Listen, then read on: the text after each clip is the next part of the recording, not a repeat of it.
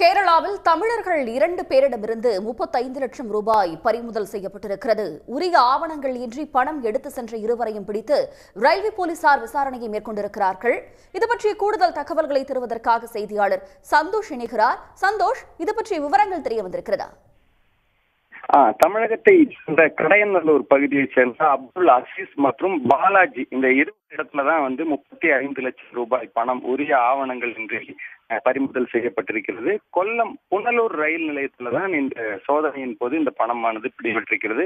கடந்த 2 மாதங்கள்ல பாத்தீங்கன்னா இந்த ரயில் நிலையங்கள்ல அதாவது ரயில்வே போலீசார் மற்றும் ரயில்வே பாதுகாப்பு படையினரும் இணைந்து நடத்திய சோதனையில இது வரைக்கும் 2 கோடி ரூபாய் வரையிலான இந்த ஹவாலா பணம் பிடிபட்டிருக்கிறது.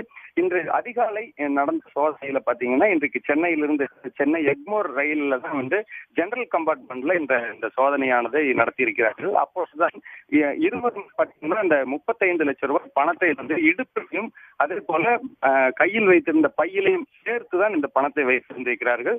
சோதனையின் போது அந்த 2 இடத்திலும் விசாரணை நடத்திய போலீசார் இந்த பணத்திற்கான முக்கிய ஆவணங்கள் எதுவும் இல்லை என்று தெரிவித்திருக்கிறார்கள். அதே போல பாத்தீங்கன்னா இந்த பணம் எங்கு கொண்டு செல்லப்படுகிறது என்ற ஒரு மட்டும் தெரிவித்திருக்கிறார்கள். இதைத் தொடர்ந்து போலீசார் தற்போது அந்த பணத்தை பறிமுதல் செய்து வருமான வரித்துறை அதிகாரிகளிடம் அந்த பணத்தை ஒப்படைத்திருக்கிறார்கள். தொடர்ந்து இந்த விசாரணையானது நடைபெற்று வருகிறது. அதே போல இந்த ரயில் நிலையத்தில் இந்த சோதனை ஹவாலா பணம் குறித்த சோதனை தொடர்ந்து நடத்தப்படும் என்றும் ரயில்வே போலீசார் தெரிவித்திருக்கிறார்கள்.